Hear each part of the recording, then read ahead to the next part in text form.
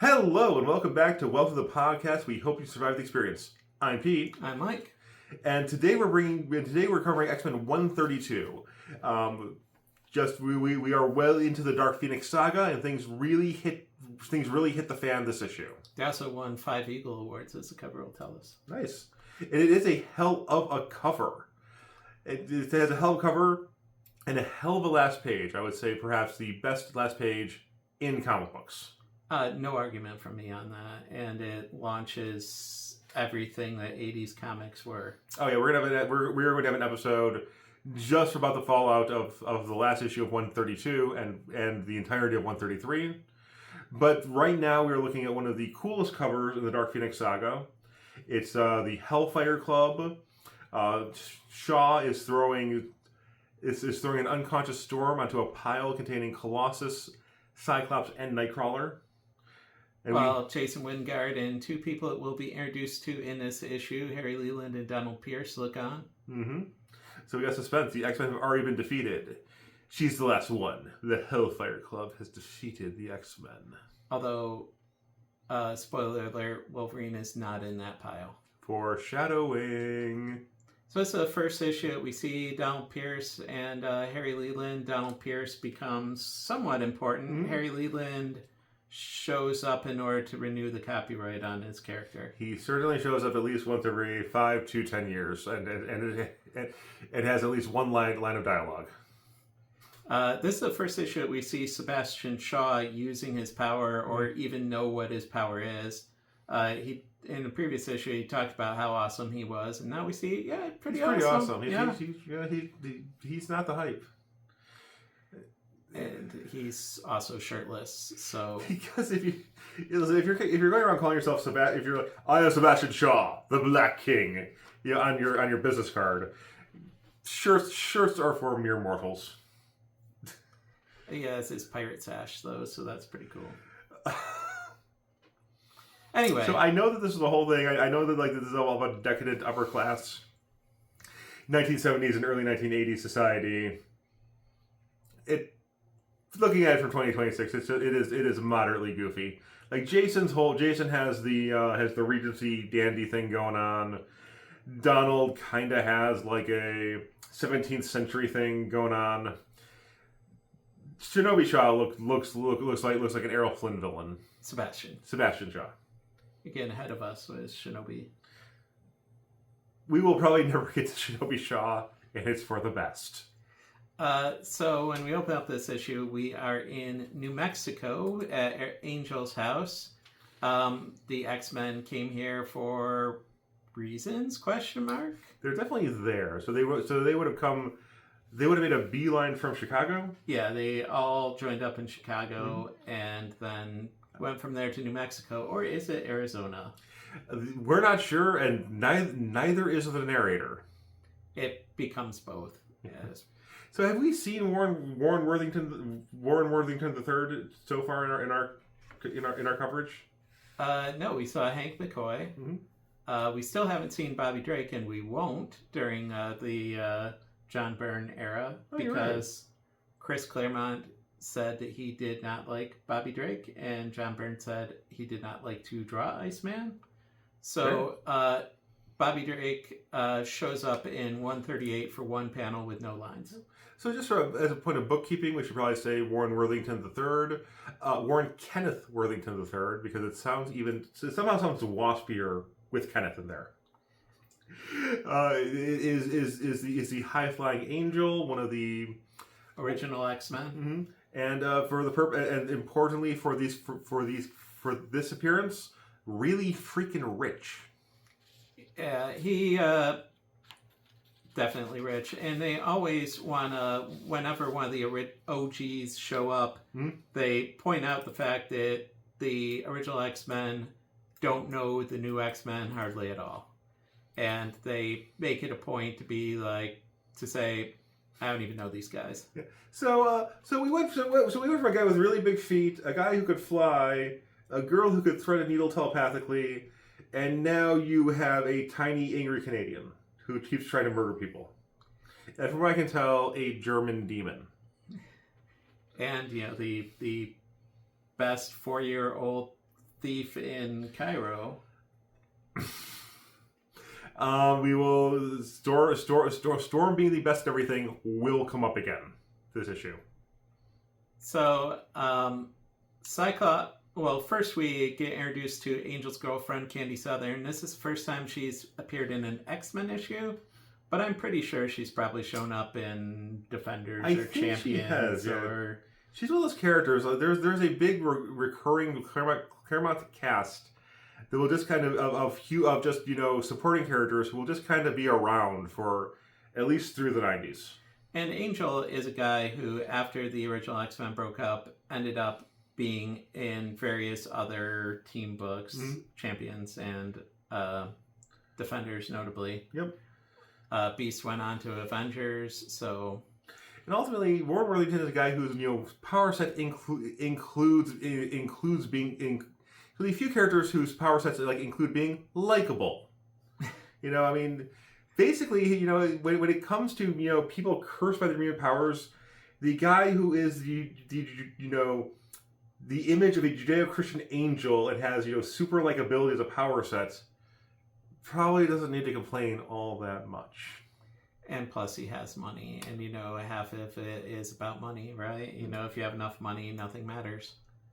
Well, that got deep. So, Cyclops says he wants to talk to Warren Worthington one-on-one, and first, Warren Worthington sucks face with Jean Grey for a little bit. He just there is giving your friend a kiss on the cheek. When you see them, there is just there's tongue involved here. Yep, and he even says we might make Scott jealous, and Candy Southern's like, forget Scott, I'm jealous. You knew what you were getting into when you signed up for this, Candy Southern. Angel also is kind of a cad. Yes, we'll go with that. I believe we need a rake, a rogue, a ne'er-do-well. So anyway, Cyclops wants to talk somewhere private. His idea is like an office or something. And Warren's idea is, I'm going to grab you by the armpits, fly you to the top of a butte, and we can talk there. And hopefully I like what you have to say, or I'll just leave you here. So like Mike said, he just flies him to this massive stone outcropping. And Cyclops is like, do we really need to do this? And Warren's like, yes, because I need to show off my power, duh. I think you forgot how awesome I am. And Cyclops gives him a recounting of the last few issues about how Jean's going mad with power. Kitty Pryde using a phone. Yeah. And Jean. Cyclops, interestingly, says that Emma Frost committed suicide rather than be captured by Jean Grey. But I think it's one of those things where you're just like, okay, the cosmic bird deity has decided to crush me. I'm just going to turn off my brain now. But I think that this speaks to the overall thing that Cyclops is doing all along, which is like, all right, some of the things Jean's doing are disturbing, but I'm going to rationalize them and make it out to be not that bad because I love Jean Grey. Emma was fighting Jean. Emma started it. Emma died. Emma committed suicide. Yep. Suicide by deity. So Cyclops tells Warren that it's the Hellfire Club that's after him, and Warren's like, are you freaking kidding me? I'm a member of the Hellfire Club. I'm a member of the Hellfire Club. Candy's a member of the Hellfire Club. Scott, you're a member of the Hellfire Club. Not really, but it does seem like half the Marvel Universe are members of the Hellfire Club. And Scott's like, well, obviously you don't know everything that they're up to. This is what they are. And Warren's like, no, they're boring. Trust me, they're boring. I went there one time, it was boring. It's a bunch of middle-aged men in suits. And a bunch of girls in lingerie, which I can see anywhere because I'm Angel. You're a multi-millionaire in the 70s. Beautiful women. Yeah, everywhere. So, in the middle of Cyclops telling Warren that he's a little worried about Jean, Jean shows up. And I think I think you were talking about me, Scott. I heard my name from 3 miles away, Scott. What are you talking to Warren about? Not you being a mad deity that I'm terrified of. So she changes from her uniform into a swimsuit and lays out a picnic lunch. Yeah, she also creates... she brought the picnic lunch with her, in all fairness. Yep. So... and then, for it might be the most terrifying display of her power, she just turns off Scott's optic blasts. She closes the portal to the punch dimension. Yeah. The thing that Scott, some of the world's best physicists and geneticists have been trying to do for 20 years at this point, for 20 years at this point. She's like, I'm just going to turn that off for you. I do that now. Yeah. And Scott is like already a little weirded out by her changing into a swimsuit, and even more weirded out that she's blocking his optic blast. And he's like, what even is going on? But Jean Grey's making out with me, so... life isn't all bad. Just going to go with it. So now cut to New York City a few weeks later. Nightcrawler and Wolverine are going into the basement of the Hellfire Club through a sewer. Which, of course, has like these great gothic techno arches. This is not what actual sewers look like. But that's what every John Byrne sewer looks like. It's like this sewer is nicer than my house. I could live in this sewer. Yeah, it's like... but Wolverine just randomly lashes out at some wires, and Nightcrawler's like, what even are you doing? Well, hey, these might short out of the middle of a fight. It might be really effective. It might be really cool. Also, I just wanted to fray some wires. So he just strips the coating off of them so that they are literal live wires, so that when the water in this storm sewer hits a certain point, the power is going to go out. And it is raining. It's been demonstrated it's raining out. These wires are with 3... It will likely happen. So, Scott, Jean, Colossus, and Storm are coming in a limousine. I think that they specifically are not in the X-Men Rolls Royce because they're saying that Warren got them in under fake names. It does have a fully It is a car in 1980 that has a fully functioning TV. Yeah. So, question mark. With a private broadcast from Arizona. New Mexico. Arizona. So anyway, the city of Arizona, New Mexico. We don't know that isn't a thing. So anyway, Angel gave them a cover to go in with fake names, and so they're going into the big Hellfire Gala to get proof. I don't know what that would be proof of at this point. It's like attempted deicide. They just want to... They will not leave well enough alone. And this is a thing that happens with Cyclops. Throughout continuity, he cannot leave a stone unturned. I feel we should point out that if they had just gone home at this point, if Cyclops had just decided, you know what, we haven't heard from the Hellfire Club in a couple of weeks, whatever, billions of people wouldn't die. Billions of sentient life forms wouldn't die. Those poor broccoli. They don't really look like broccoli. We'll get to that. So here come the X-Men, and Colossus wants to talk about being a poor dirt farmer in the Soviet Union. And this suit costs more than my father make an entire year. And it makes him miss home, thinking about the fact that... I wish my sister could go on adventures with me. Be careful what you wish for. That's a bad wish. Yeah. I do want to take 1 second, though. I just want to point out, it's literally in one panel. Warren Worthington has decided to... It's giving tech support in his Angel costume. And it is a sweet costume. Was this a John Byrne redesign, or was this what he was using in Defenders? I think he was using this in Defenders at the same time. It is a sweet costume. It is like... It's like a it's so much white bodysuit with like red accent on the edges of it. The middle third of it, it's kind of like the Canadian flag with a halo in the center. It's really cool. Yeah.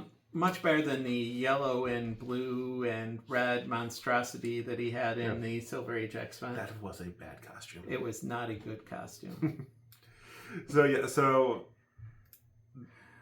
moving right along, the X-Men have gotten in, and they're like, "Oh well, we gave fake names, so obviously they won't know that we're here." Listen, we have a 7-foot-tall Russian farm boy. We have a woman with flaming red hair. There's a black woman with blue eyes and white hair. But you can't see her hair. She's wearing a cap over her hair. So and a guy who's wearing red sunglasses, and if they it is very sure they don't come off of his nose. It could be any 5 people. So anyway, their clever disguise is immediately recognized by Donald Pierce, who just points to a camera. That is clearly Jean Grey. I'm sorry, it's not that funny, but it's also kind of funny. I like his pitchfork lapel pin there.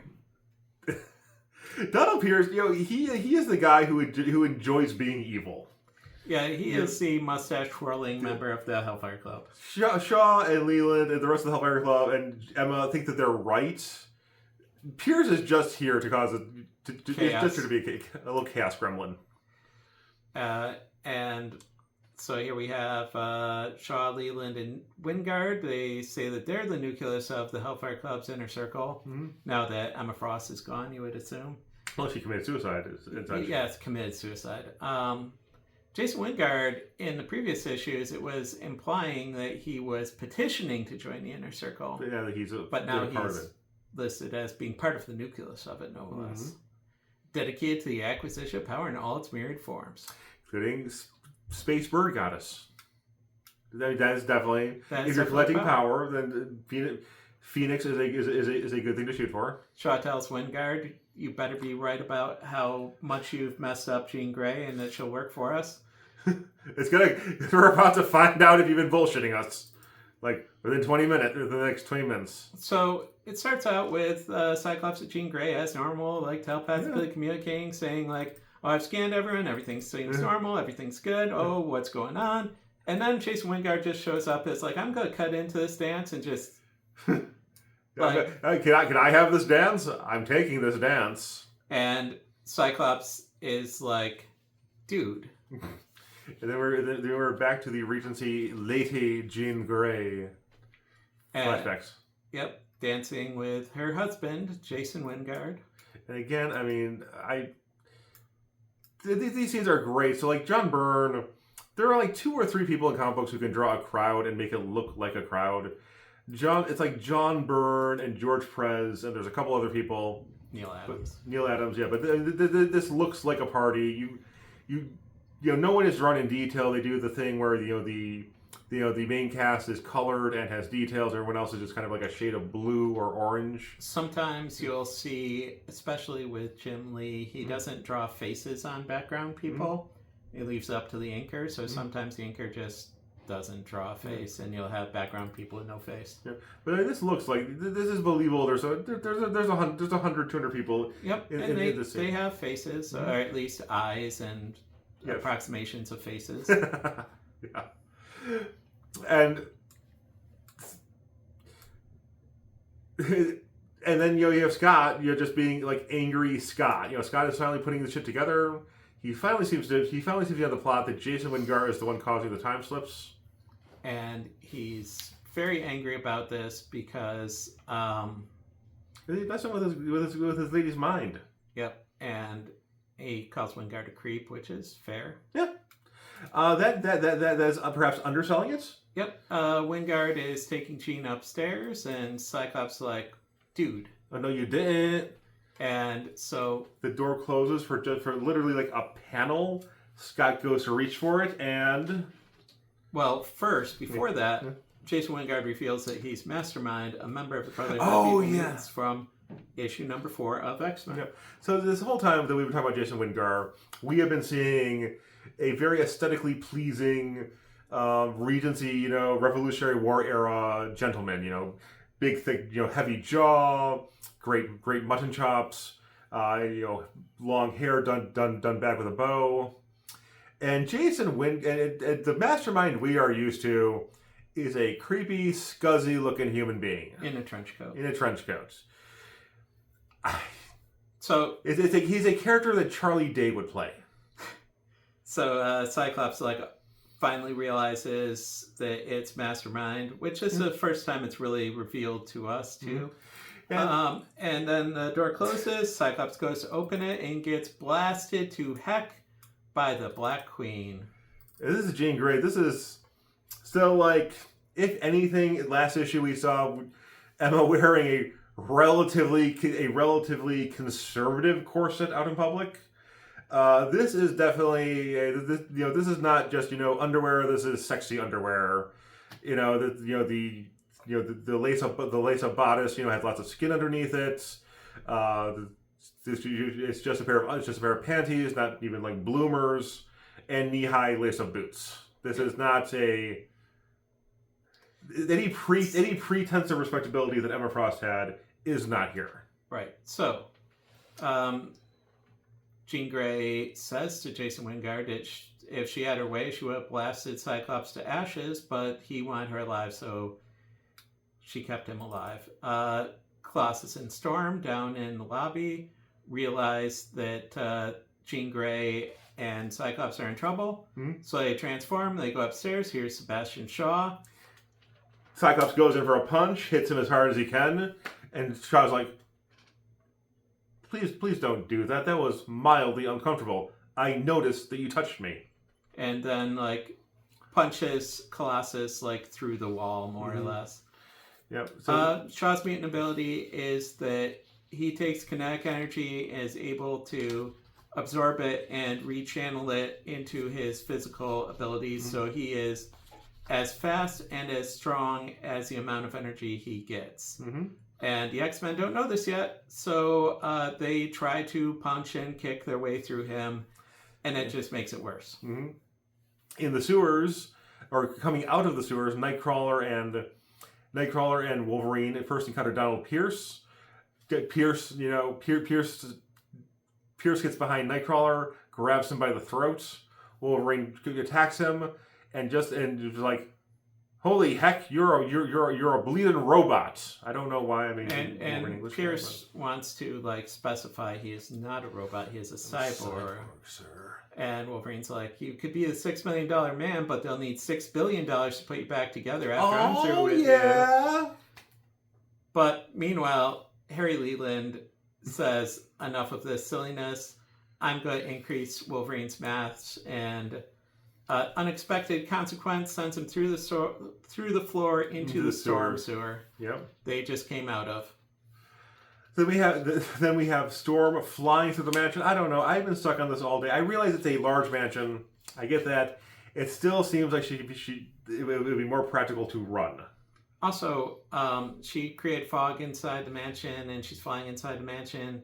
And sometimes her powers are require actual weather to manipulate, and sometimes they don't. Yeah. So, Shaw is faster than her and stronger than her. Grabs her by the cape, throws her on the ground, and hits her in the back of the head with a massive punch. With a punch that Colossus would be able to feel. Yeah, it's definitely yeah. So we have the cover here. Shaw is tossing Storm on the pile of X-Men while... but there's an extra person in this version. Yeah, well, you don't want to give away the Black Queen. And it is just Jean... Yeah, so you have the very smug, satisfied inner circle with the Black Queen, Jean Grey.